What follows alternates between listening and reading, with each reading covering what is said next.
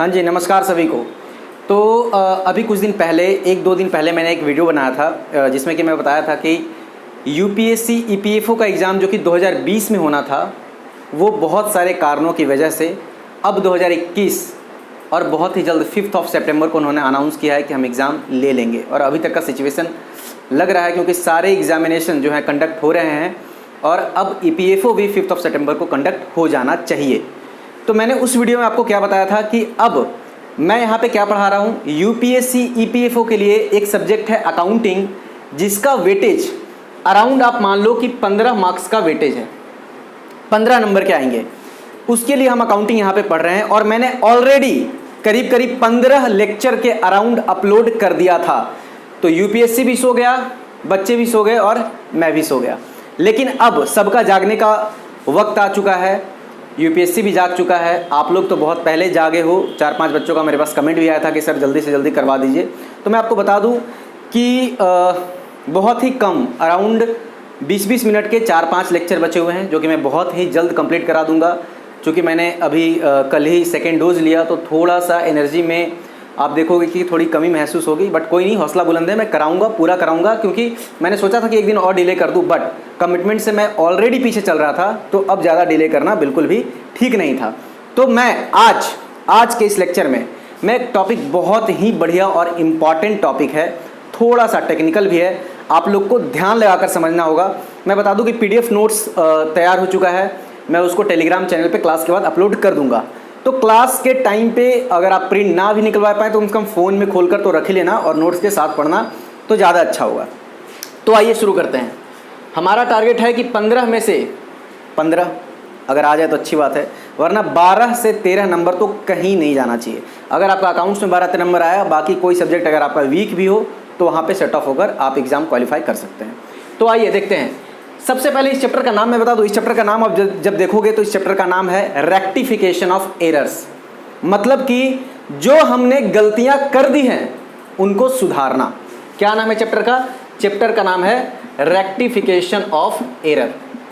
Error का मतलब गलतियां, रेक्टिफिकेशन का मतलब सुधारना। कुछ गलतियां हमने की है, उसको सुधारना है। अच्छा, हम क्या पढ़ रहे हैं? ये मैं किस गलतियों की बात कर रहा हूं? हम पढ़ रहे हैं अकाउंटिंग। तो ऑफकोर्स जाहिर सी बात है कि हमारा वर्ल्ड ही अभी क्या है, अकाउंटिंग का। तो हमने गलती भी कहाँ किया होगा? अकाउंटिंग में ही किया होगा। हमने क्या क्या पढ़ लिया? हमने अकाउंटिंग के बेसिक कुछ टर्म्स पढ़ लिया, अकाउंटिंग का मतलब पढ़ लिया, हमने जर्नल पढ़ लिया, हमने लेजर पढ़ लिया, हमने ट्रायल बैलेंस पढ़ लिया, बहुत सारी चीज़ें। अकाउंटिंग का बेसिक सब कुछ हम पढ़ चुके हैं। और मैं उम्मीद करता हूँ, याद रखना मेरे भाई, अगर आपका बहुत लंबा गैप हो गया होगा तो आपको इस चैप्टर को समझने में परेशानी होगी। मैं पूरा कोशिश करूंगा अपनी तरफ से कि उन चीज़ों को भी साथ साथ बताऊं, आपको याद कराऊं, बट लेक्चर बहुत लंबा हो जाएगा। इसलिए मेरा गुजारिश है कि पहले आप उन सारे चैप्टर्स को जो मैंने करा दिया उसको पढ़ ले तो यहाँ पर फ़ायदा होगा। ठीक है, तो हमने क्या किया कि हमने गलती कर दिया। किसमें? तो हमने अकाउंटिंग को रिकॉर्ड करने में, जब हम अकाउंटिंग की रिकॉर्डिंग कर रहे थे, जब अकाउंटिंग के इनिशियल स्टेज पे थे, वहाँ पे हमने कुछ गलतियाँ कर दी। तो उसको यहाँ पे हम क्या करेंगे? रेक्टिफाई करेंगे। बट मेरे भाई, अब मैंने तुमसे बोला, मैं आया, मैंने बोला भाई अपनी गलती सुधार ले, तो तुम सोचोगे यार मैंने गलती किया क्या? तो सबसे पहले तुम्हारे लिए क्या जरूरी है कि मैं आखिर मुझे पता तो चले कि आखिर गलतियाँ क्या है। तो रेक्टिफिकेशन वर्ड को अभी हम हटा देंगे और अभी हम सिर्फ क्या पढ़ेंगे? अभी हम सिर्फ पढ़ेंगे एरर्स। एरर्स भी कहाँ? तो अकाउंटिंग में जो हमने एरर्स किए हैं उसको हम लोग पढ़ेंगे। देखो, एरर का मतलब गलतियां। मैं आपको बता दूं कि एरर्स में बहुत सारे आपको जैसे कि अगर क्लासिफिकेशन करें एरर्स की ना, तो बहुत सारे क्लासिफिकेशन हो जाते हैं डिफरेंट बेसिस पे। तो सबसे पहले मैं बिल्कुल बेसिक मतलब समझा रहा हूं कि अगर आपको कहीं एरर्स दिखा है तो वो एरर्स 2 प्रकार के हो सकते हैं। First is arithmetical error and second one is conceptual error. अब बात को समझो। अरिथमेटिकल एरर का मतलब क्या होता है कि आपने अगर टोटलिंग में, कैलकुलेशन में कोई गलती किया है तो आपको उसको बोलते हैं arithmetical error. But most important thing is conceptual error. Arithmetical error रहा तो काम चल जाएगा, but if there is conceptual error, मतलब कि भाई आपका फंडामेंटल वीक है और आपने एक ब्लंडर मिस्टेक कर दिया है, ये आसानी से पकड़ा जाएगा, बट इसको पकड़ने के लिए आपको डिफिकल्टी होगी। फिर से मैं क्या बता रहा हूं कि एरर्स 2 प्रकार के हो सकते हैं। One is arithmetical error. Arithmetical error क्या होता है कि आपने मैथमेटिकल कैलकुलेशन में कुछ गलती कर दिया। हो सकती है, बिल्कुल हो सकती है। सपोज करो कि first you there is a transaction, you recorded it in journal, after that you posted it to the ledger, और लेजर के बाद आपने क्या किया, you prepared a trial balance. और मैंने ट्रायल बैलेंस में आपको बिल्कुल क्लियरली बताया था कि ट्रायल बैलेंस में डेबिट और क्रेडिट हमेशा बराबर होता है। ट्रायल बैलेंस का फॉर्मेट कैसा होता है, ऐसा रहता है फॉर्मेट टी शेप में, वन यहाँ पे रहते हैं ट्रांजेक्शन का डिटेल, ये डेबिट अमाउंट और ये क्रेडिट अमाउंट। सपोज दैट यहाँ पे परचेज है तो डेबिट में आएगा, सेल है तो क्रेडिट में आएगा, एक्सपेंस है तो डेबिट में आएगा, और इनकम है तो क्रेडिट में आएगा। वैसे मेरे को ये सब चीज़ें बतानी नहीं चाहिए, बट स्टिल मेरे को लग रहा है कि मैंने भी थोड़ा गैप लिया, आप लोग का भाई गैप आ गया, तो मैं समझा रहा हूँ कि ट्रायल बैलेंस ऐसे बनता था। याद करो अपने बचपन के दिन, 2 3 4 5 6 महीने पहले का याद करो कि क्या हम ऐसे ट्रायल बैलेंस बनाते थे, तो बोलो कि हाँ भाई मैं तो ऐसा ट्रायल बैलेंस बनाता था। और लास्ट में यहाँ पे क्या होता था कि डेबिट 1000 आता था तो क्रेडिट भी 1000 ही आता था। एग्जाम्पल है यहाँ पे, मतलब जो अमाउंट डेबिट में आता था वही अमाउंट क्रेडिट में आता था। बट अगर डेबिट इक्वल टू क्रेडिट 1000 है, इसका मतलब क्या कि there is no any arithmetical error, यहाँ पे कोई अरिथमेटिकल एरर नहीं है। But if debit is not equal to credit then there should be a arithmetical error. फिर से मैं बता रहा हूं दो चीजों, एक अरिथमेटिकल एरर और एक कॉन्सेप्चुअल एरर। अरिथमेटिकल एरर में क्या होता है कि अगर हमारा डेबिट और क्रेडिट मैच नहीं किया, ये 1000 आया तो ये 900 आ रहा है, it means there is a arithmetical error. Second thing, 1000 it means debit equal to credit. अब क्या तुम्हें देखने से तो लग रहा है यार नहीं यार ये तो परफेक्ट है, इसका मतलब मैंने जर्नल भी सही बनाया, लेजर भी सही बनाया, ट्रायल बैलेंस भी, क्योंकि ट्रायल बैलेंस जैसा ही मैच किया तो आपका क्या क्या सही हो गया, जर्नल, लेजर, ट्रायल बैलेंस सब सही हो गया। तो बोलोगे हमने तो कोई गलती कही नहीं है, बट मेरे भाई if debit is equal to credit then there is a still chance of conceptual error, fundamental error. जैसे कि तुमने जर्नल में क्या किया था कि तुमने ट्रांजेक्शन एक परचेज किया था 5000 रुपीज़ की, तुमने परचेज किया था, मैं यहाँ पे लिख दूँ अगर, तुमने परचेज गुड्स ₹5000, तुमने रिकॉर्ड क्या किया, purchase account debit to cash, यही एंट्री होनी चाहिए। बोलोगे हाँ सर ये तो आपने पढ़ा रखा है, यही एंट्री होनी चाहिए। अब परचेज में 5000 की जगह आपने कर दिया 50000, ओ माय गॉड गलती से मिस्टेक हो गया, कितना, 5000 की जगह 50000 आपने कर दिया। अब समझो बात को, अब ये जर्नल में आपने रिकॉर्ड कर दिया, तो लेजर जब परचेज का बनाओगे तो वहां कितना डालोगे 50000, और कैश में भी कितना डालोगे 50000। जब ट्रायल बैलेंस बनाओगे तो वहां पे कितना डालोगे 50000, और कैश में भी कितना डालोगे 50000, और आपका ट्रायल बैलेंस क्या हो जाएगा, मैच। आपको पता ही नहीं चलेगा कि मैंने 5000 को 50000 रिकॉर्ड कर दिया है। तो ऐसे भी अगर आपका ट्रायल बैलेंस मैच हो रहा है तो ऐसे भी एरर हो सकते हैं। या फिर आपने क्या किया कि ट्रांजैक्शन किया था क्रेडिट में, उधार में, तो आपको उस पर्सन का नाम यहां लिखना चाहिए था, लेकिन आपने कैश में उसको रिकॉर्ड कर दिया। रिकॉर्ड किया 5000 ही, रिकॉर्ड किया 5000 ही, बट इसको पर्सन के अकाउंट में रिकॉर्ड करने की जगह आपने cash, as a cash transaction आपने रिकॉर्ड कर दिया। आपने क्या कर दिया, कॉन्सेप्चुअल एरर कर दिया, और उस कॉन्सेप्चुअल एरर के बाद भी आपका ट्रायल बैलेंस यहाँ पे एग्री कर जाएगा। क्यों, क्योंकि यहाँ पे कैश भी आ जाएगा और परचेज भी आ जाएगा और दोनों का अमाउंट सेम रहेगा, तो ट्रायल बैलेंस तो एग्री करेगा।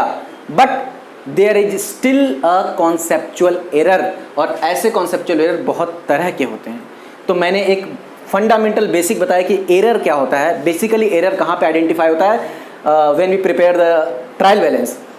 ट्रायल बैलेंस से पहले हम क्या बनाते हैं, first transaction is recorded in journal, second that transaction is posted to the ledger, and from ledger a trial balance is prepared. और उस ट्रायल बैलेंस में दो चीजें हो सकती है, there is a chance that debit is not equal to credit, then there should be arithmetical error. If debit is equal to credit, then there is a still chance of conceptual error.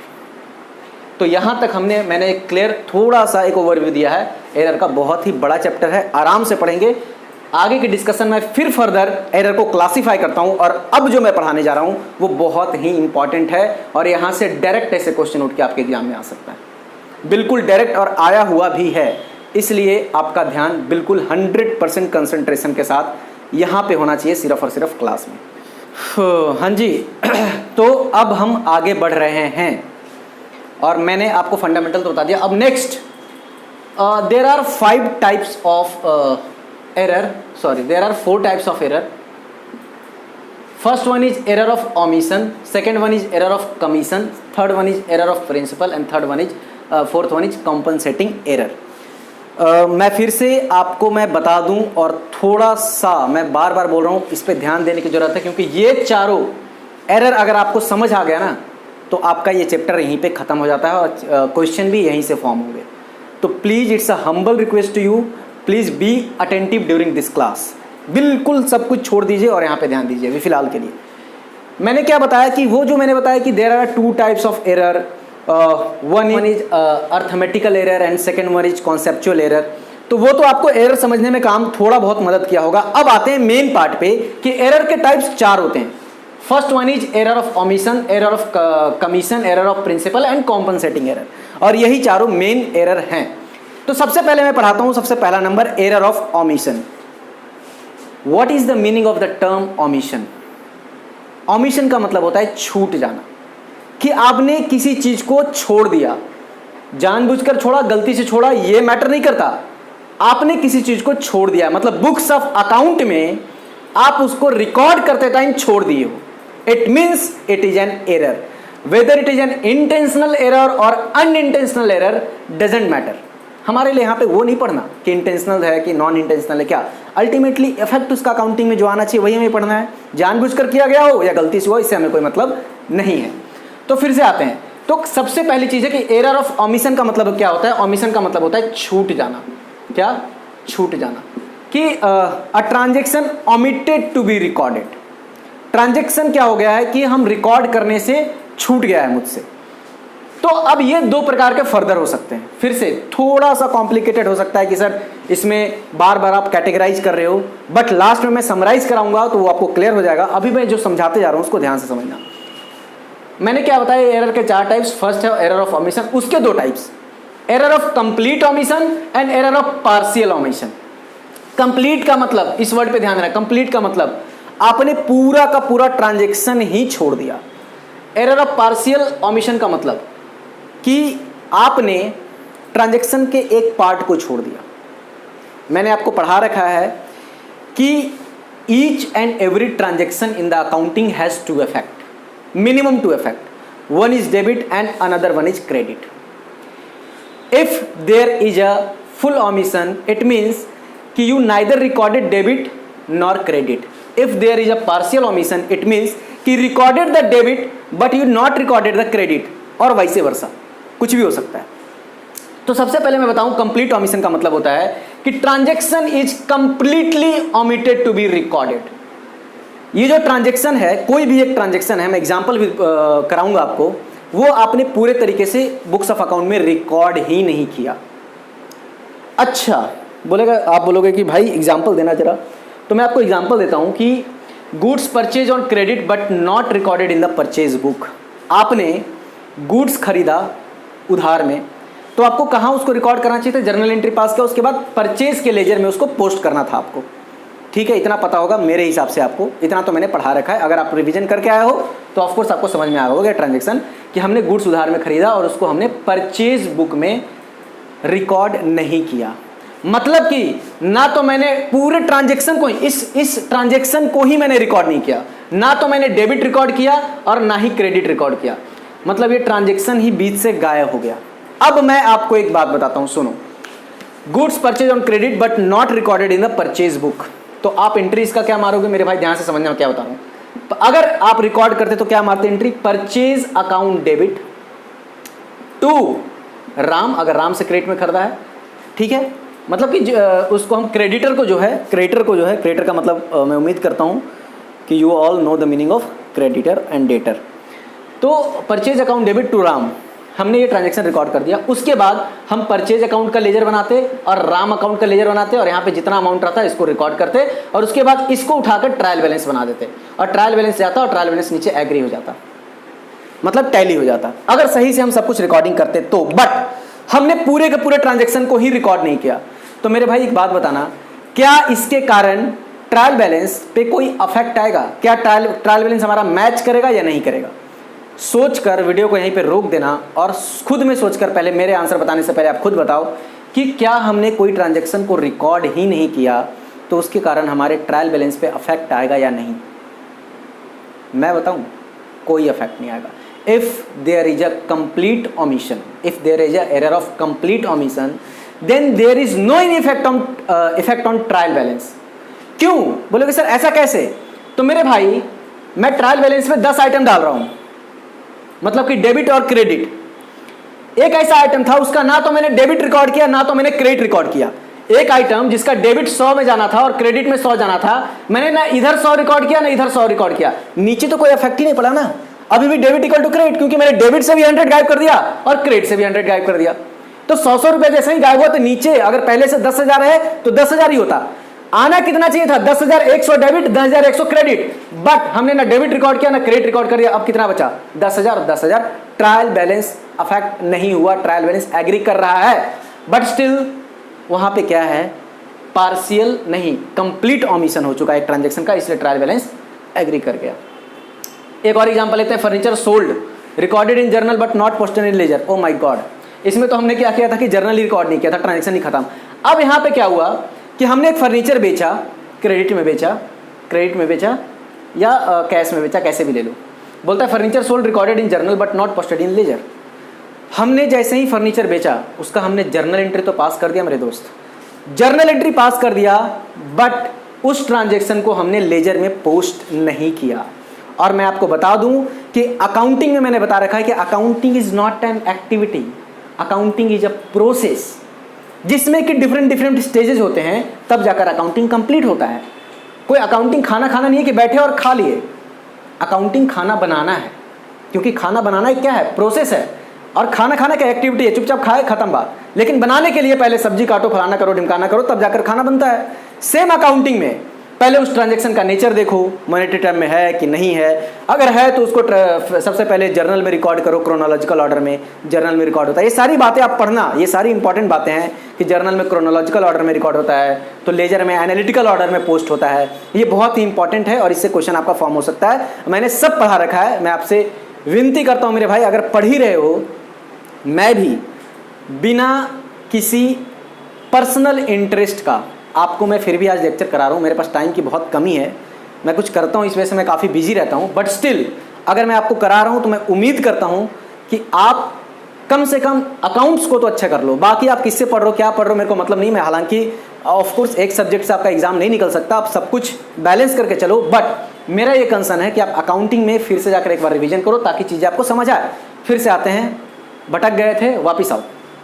मैं बोल रहा हूँ furniture हमने sold किया और हमने transaction उसका हमने जर्नल एंट्री उसका पास कर दिया। और क्या पास किया कि फर्नीचर बेचा तो सबसे पहले एसेट्स चला गया, तो टू फर्नीचर अकाउंट, और मैंने कैश में बेचा था तो मेरे पास कैश आ गया, तो कैश अकाउंट डेबिट। क्योंकि एसेट्स है, एसेट्स बढ़ता है तो डेबिट करते हैं, और एसेट्स घटता है, यहाँ पे मैंने क्या किया है, इंक्रीज इन एसेट्स और डिक्रीज इन एसेट्स। तो कैश अकाउंट डेबिट और फर्नीचर अकाउंट क्रेडिट। और मैंने क्या बताया था कि अकाउंटिंग एक प्रोसेस है।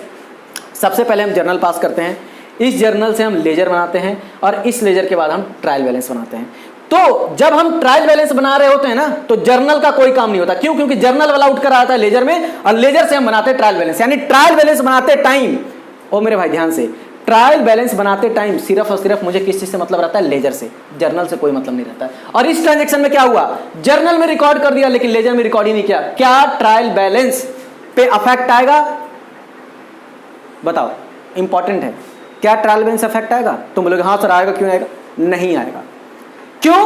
क्योंकि लेजर में ये दोनों का दोनों कंप्लीट ओमिशन है। ये दोनों का दोनों, डेबिट भी और क्रेडिट भी, हमने लेजर में पोस्ट ही नहीं किया। पूरा का पूरा ट्रांजेक्शन ही लेजर में पोस्ट करना भूल गया।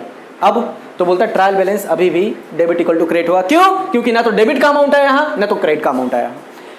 जल्दी से, टाइम की कमी है, हमें थोड़ा जल्दी भी पढ़ना है, वरना अगर मैं 11-12 के बच्चों की तरह अगर आपको समझाने लगूँ, पढ़ाने लगूँ, तो ऑफकोर्स इस चैप्टर पे 6-7 घंटे चाहिए, और हमारा अगले आने वाले 4 घंटे में हमारा पूरा का पूरा सिलेबस खत्म हो जाएगा। तो मैं, आप सब ग्रेजुएट हो, मैं उम्मीद करता हूँ कि सबकी अंडरस्टैंडिंग एक 12th के बच्चे से तो ज़्यादा ही होगा, तो इसलिए मैं बहुत ज़्यादा डेप्थ में नहीं जा सकता। मेरी मजबूरी, आपकी मजबूरी, टाइम की कमी, सब कुछ है। तो हमें एक ही उपाय है कि मैंने जो पढ़ा दिया है उसको आप रिवीजन करो, खुद से समझने का थोड़ा कोशिश करो। बाकी तो मैं यहाँ पे समझा ही रहा हूँ, वैसे उम्मीद कर रहा हूँ कि समझ तो आ ही रहा हो आपको। तो मैंने क्या बताया कि एरर ऑफ कंप्लीट ओमिशन में क्या होता है कि ट्रांजैक्शन कंप्लीट ओमिटेड हो जाता है। 2 एग्जांपल मैंने बताया, और उसके कारण मैंने एक चीज़ और बताया इंपॉर्टेंट, देखना आपके एग्जाम में यही क्वेश्चन आ सकता है कि ऐसा एरर है, क्या इससे ट्रायल बैलेंस अफेक्ट होगा या नहीं होगा। 3-4 ऑप्शन रहेंगे, अफेक्ट, डू नॉट अफेक्ट, एक साइड अफेक्ट करेगा एक साइड नहीं, ऐसे करके। तो याद रखना कि कंप्लीट ओमिशन के कारण ट्रायल बैलेंस अफेक्ट नहीं होता है, क्योंकि ट्रायल बैलेंस तक वो दोनों डेबिट और क्रेडिट पहुंच ही नहीं पाता, तो इसलिए अफेक्ट नहीं करता है। Next one is error of partial omission. ये थोड़ा कचड़ा हो गया, इसको समझना। अब मैं इधर की ओर पढ़ा रहा हूँ, यहाँ से इधर। एरर ऑफ पार्शियल ओमिशन बोलता है कि इसमें क्या हुआ कि हमने ट्रांजैक्शन को रिकॉर्ड किया, ओ मेरे भाई, हमने ट्रांजैक्शन को रिकॉर्ड तो किया, बट एक कोई छूट गया, या तो डेबिट या तो क्रेडिट। हमने जर्नल भी रिकॉर्ड किया, हमने लेजर में भी पोस्ट किया, but at the time of preparation of trial balance we forgot to add either debit और क्रेडिट। जब हमने देखा कि हमने डेबिट को भूल गया, तो ऑफ कोर्स हमारा ट्रायल बैलेंस का डेबिट साइड है वो कम आएगा। अगर हम क्रेडिट का भूल गए तो क्रेडिट साइड कम आएगा, और हमारा ट्रायल बैलेंस कभी भी मैच नहीं करेगा। तो हमारा जब ट्रायल बैलेंस मैच नहीं करेगा, इट मीन्स कि वहाँ पे पार्शियल ओमिशन हुआ, कोई एक ट्रांजेक्शन हम भूल गए हैं। देखो, एरर ऑफ ओमिशन का मतलब हम ट्रांजेक्शन को भूल गए हैं, किसी और तरीके की गलती नहीं, बस हम भूल गए हैं। अगर पूरा भूल गए तो ट्रायल बैलेंस मैच करेगा, अगर आधा भूले हैं तो ट्रायल बैलेंस मैच नहीं करेगा। Example, credit sale of goods to Ram recorded in sales book but not in Ram account. हमने क्रेडिट सेल किया, तो एंट्री क्या होना चाहिए? एंट्री होना चाहिए क्रेडिट सेल किया राम को, तो Ram is debtor for us, Ram is debtor for our business, and if assets is increase then it should be debited, तो Ram account debited, and credit क्या होगा? तो हमने सेल किया है, sale is income, and when income increases it should be credited. तो हम entry क्या मारेंगे? Ram account debit to sales account. बोलता है कि हमने सेल्स बुक में तो इस ट्रांजेक्शन को रिकॉर्ड कर दिया सेल्स अकाउंट में, बट राम अकाउंट में नहीं किया। तो मेरे भाई खत्म कहानी। आपका ट्रायल बैलेंस सेल यानी क्रेडिट वाला बढ़ाएगा तो डेबिट में कुछ आएगा नहीं, आपका debit equal to credit match नहीं किया। इसका मतलब कि पार्शियल ओमिशन के केस में डेबिट इक्वल टू क्रेडिट नहीं होता है, ट्रायल बैलेंस मैच नहीं करता है। इंपॉर्टेंट है, इसको कहीं नोट कर लेना या इसको हाईलाइट कर लेना। Omission to balance an account, हमने लेजर बना दिया, राम अकाउंट बना दिया, कैश अकाउंट बना दिया, फलाना ढिमकाना जो भी, और एक साइड का किया एक साइड का नहीं किया टोटली, तो ऑफकोर्स यहाँ वाला उठकर ट्रायल बैलेंस में चला जाएगा, ये वाला गया ही नहीं, तो आपका डेबिट इक्वल टू क्रेडिट नहीं आएगा। मैं उम्मीद करता हूं कि एरर ऑफ ओमिशन आपका खत्म हो चुका है एग्जाम्पल के साथ, और मैं उम्मीद करता हूं आपको पूरे अच्छे तरीके से समझ आ गया होगा। अगर नहीं समझ आया तो कुछ नहीं करना, वीडियो देखते देखते रोको और कमेंट करो। आंसर देना मेरा काम है, समझाना मेरा काम है। चाहे फिर से वीडियो बनाना पड़ जाए, मैं समझाऊंगा फिर से बनाकर, अगर नहीं समझ आ रहा है तो। बट अच्छा, आप क्या करोगे मेरे भाई?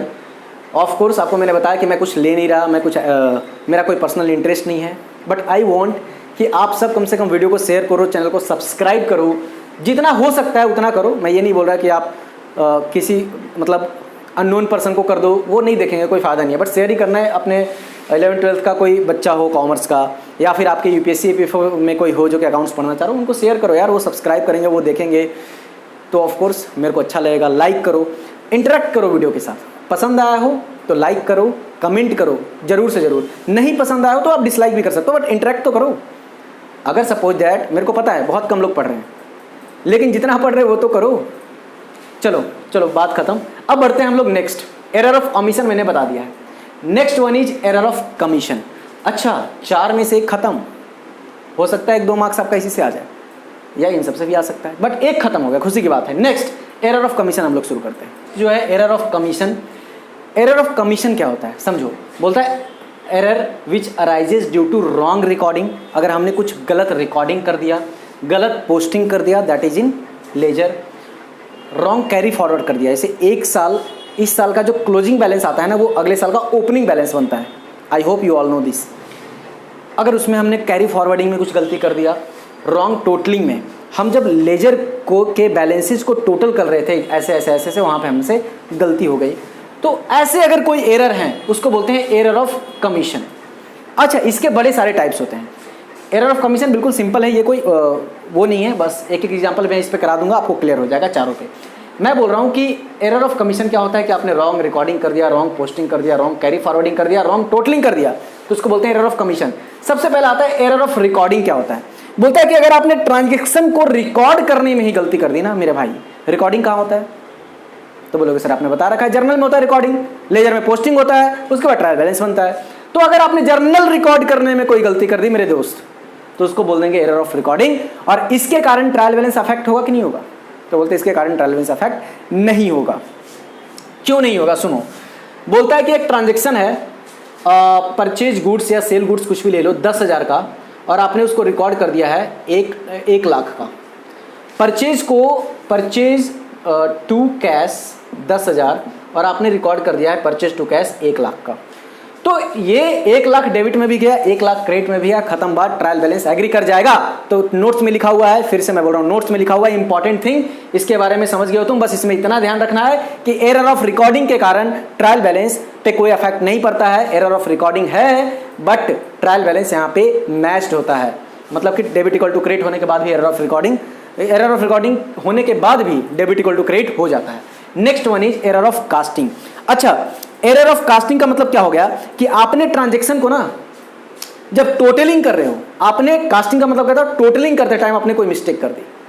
टोटलिंग करते टाइम अगर आपने गलती कर दी मेरे भाई, तो वहां पे आप उसको हम लोग क्या बोल देंगे, एरर ऑफ कास्टिंग। अच्छा, एरर ऑफ कास्टिंग के कारण क्या ट्रायल बैलेंस अफेक्ट होगा? बोलोगे सर कैसी बच्चों वाली बात कर रहे हो, अगर हमने गिनती करने में ही गलती कर दी तो कैसे मैच होगा सर? डेबिट में हम कुछ और कर दिए, ऊपर से नीचे तक, क्रेडिट जब कर रहे थे तो कुछ और कर दिए, तो वो मैच नहीं करेगा। इसका मतलब एरर ऑफ कास्टिंग का मतलब होता है टोटलिंग एरर। क्या? Totalling error. अगर हमने टोटलिंग करते टाइम कोई गलती कर दी तो हमारा ट्रायल बैलेंस मैच नहीं करेगा। तो इसमें इंपॉर्टेंट बात क्या है जो एग्जाम में आ सकता है वो मैं बता रहा हूं कि एरर ऑफ कास्टिंग के कारण ट्रायल बैलेंस अफेक्ट हो जाता है और डेबिट इक्वल टू क्रेडिट नहीं होता है। Next one is error in carry forwarding. अच्छा, हमने कैरी फॉरवर्ड करते टाइम हमने कुछ गलती कर दिया है, ठीक है, मतलब कि कोई हमने मिस्टेक कर दिया है। जब हम ट्रांजैक्शन को कहाँ कैरी फॉरवर्ड कर रहे हैं, एक पेज से लेकर दूसरे पेज में, मतलब कि एक साल से लेकर दूसरे साल में, या फिर क्या होता है कि हम जब लेजर बना रहे हैं तो यहाँ तक फिर हम बैलेंस करते हैं, जब पेज खत्म होता है तो यहाँ पे बैलेंस करते हैं और फिर उसी बैलेंस को आगे से वहाँ से शुरुआत करते हैं अगले पेज से। तो यहीं पे हमने गलती कर दी, या यहाँ पे जो हमने कैलकुलेट किया वो आगे कुछ और लिख दिया, तो उसको बोलते हैं error in carry forwarding.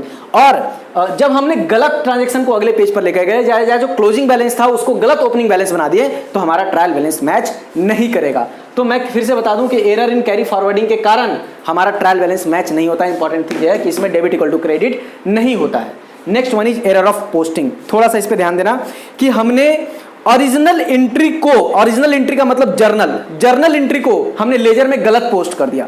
Journal entry को हमने लेजर में गलत पोस्ट कर दिया, तो अब बताओ कि उसका इफेक्ट क्या होगा।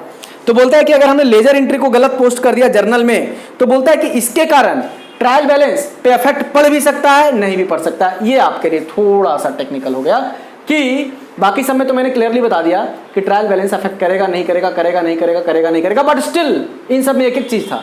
बट इसमें एरर ऑफ पोस्टिंग में बोलता है कि मेरे भाई ट्रायल बैलेंस जो है वो अफेक्ट कर भी सकता है, नहीं भी कर सकता है। आप बोलोगे सर मेरे को कुछ ऐसा एग्जाम्पल दो जिससे कि क्लियर हो जाए कि क्या है। तो मैंने ये आपका बनाया है पीडीएफ नोट्स, आप देख सकते हो। इसका पीडीएफ मैं टेलीग्राम पे डाल दूंगा और इसी को आपको साथ रख के पढ़ना है। और मैंने हर में एग्जाम्पल दे रखा है, जैसे आप देख सकते हो कि एरर ऑफ रिकॉर्डिंग में मैंने एग्जाम्पल दिया है कि आपने 10,000 का गुड्स 1 लाख में अगर रिकॉर्ड कर दिया तो उसके कारण कोई ट्रायल बैलेंस अफेक्ट नहीं पड़ेगा। एरर ऑफ कास्टिंग में मैंने बता दिया कि अगर सपोज दैट परचेज बुक को आपने टोटल किया 10,000 और होना चाहिए था 1 लाख। परचेज बुक का टोटल किया आपने 10,000 जबकि था वो 1 लाख, तो इसके कारण ट्रायल बैलेंस पर इफेक्ट पड़ जाएगा, क्योंकि एक साइड 1 लाख आएगा तो 1 लाख, एक साइड 10,000 आ जाएगा। कैरी फॉरवर्ड में बताया एक पेज से दूसरे पेज में जाने में अगर आपने कोई गलती कर दी, जैसे कि टोटल परचेज बुक को हम कैरी फॉरवर्ड जब कर रहे हैं 10,000 की जगह हमने 1,000 कर दिया, तो उसके कारण ट्रायल बैलेंस यहाँ भी अफेक्ट हो जाएगा। Next one is error of posting में मैंने क्या बताया कि जर्नल एंट्री को जब हम लेजर में पोस्ट करते हैं तो वहाँ पे हमसे गलती हो गई है, और गलती हो गई है उसके कारण ट्रायल बैलेंस मैच हो भी सकता है, नहीं भी हो सकता है। क्या पढ़ रहे हैं? Error of posting. बाकी सब आपको समझ में आ गया। इसमें मैंने बोला कि इसमें ट्रायल बैलेंस अफेक्ट कर भी सकता है, नहीं भी कर सकता। आप बोलोगे कि सर ऐसे कैसे? मैं बोल रहा हूँ देखो, 2 एग्जाम्पल मैंने लिया। पहला, posting total of sales book.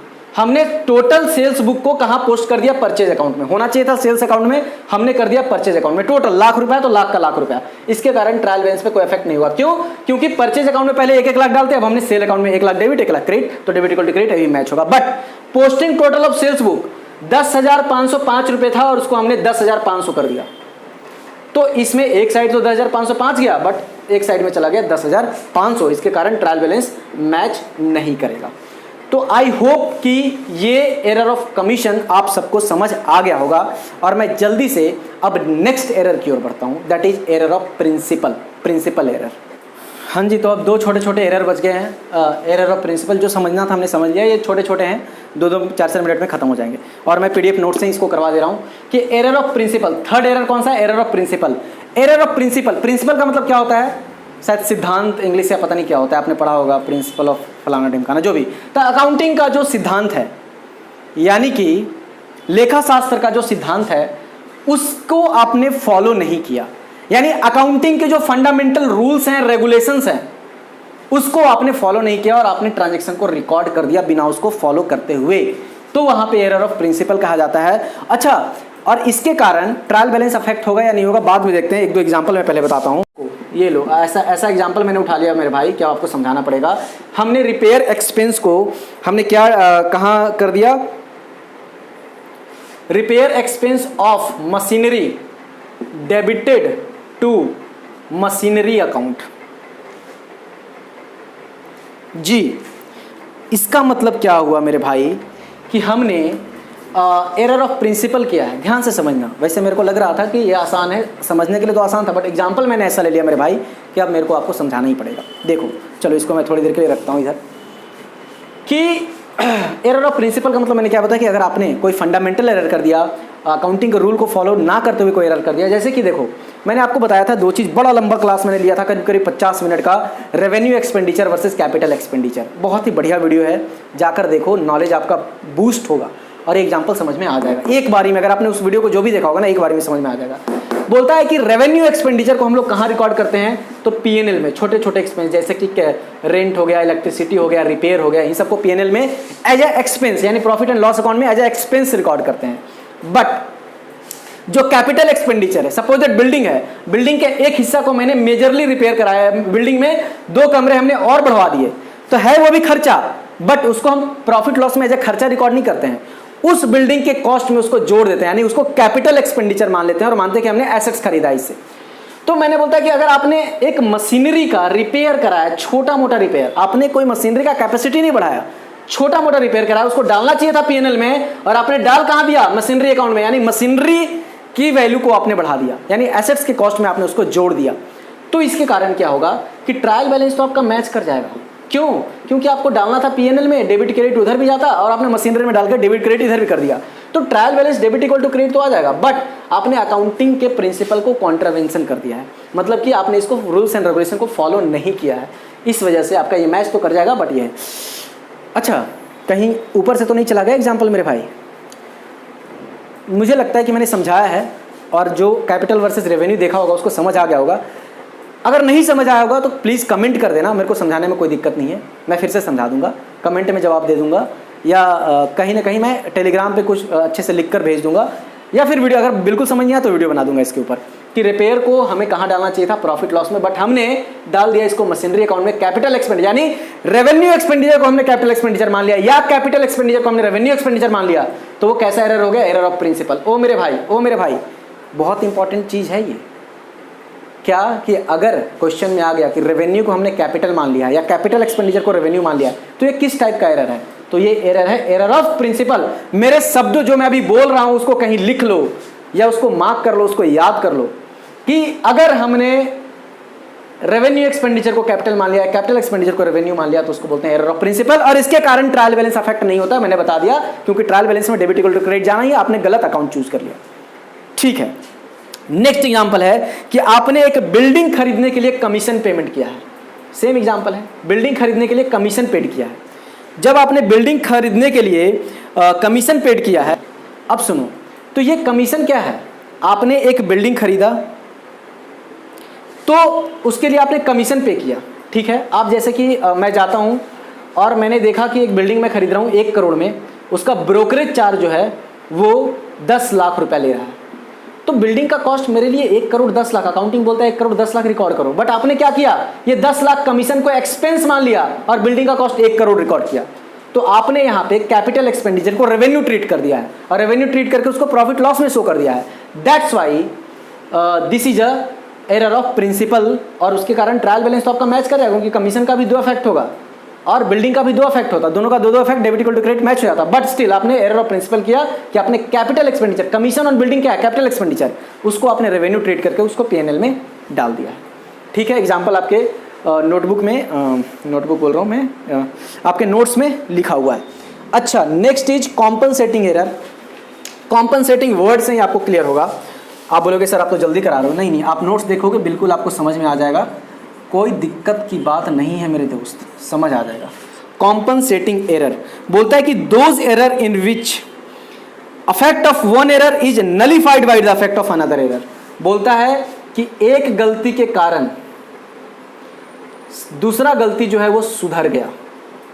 क्या हुआ, एक गलती के कारण दूसरा गलती सुधर गया। बोलोगे सर क्या बात करो, मेरे भाई कॉम्पनसेट का मतलब ही वही होता है। मेरा फ़ोन तुम्हारे पास था, मेरा फ़ोन तुमसे गिर गया, टूट गया, चोरी करा दिया मैंने, कहीं खो गया, पानी में गिर गया, कुछ भी हो गया।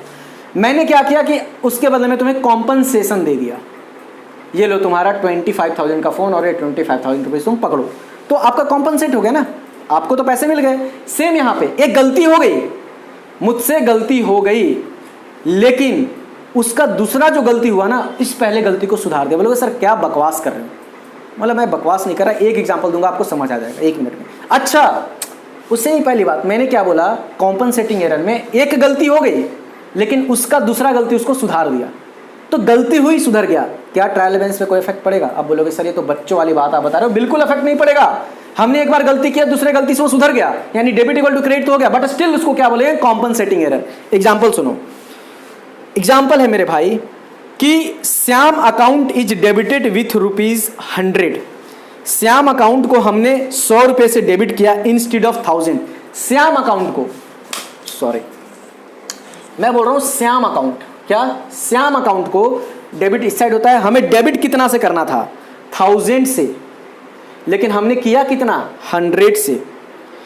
और एक था श्याम और राम के बीच में ट्रांजैक्शन हुआ था, राम अकाउंट। राम अकाउंट को हमें डेबिट कितना से करना था, 1000 से, डेबिट करना था कितना से, 1000 से, लेकिन हमने किया कितना से, 100 से। अब सुनो, बोलता है Shyam account which was debited by 900 less, इसको हमको 900 रुपया से लेस करना था, was compensated by the another error in the Ram account whose account was debited by excess of 900।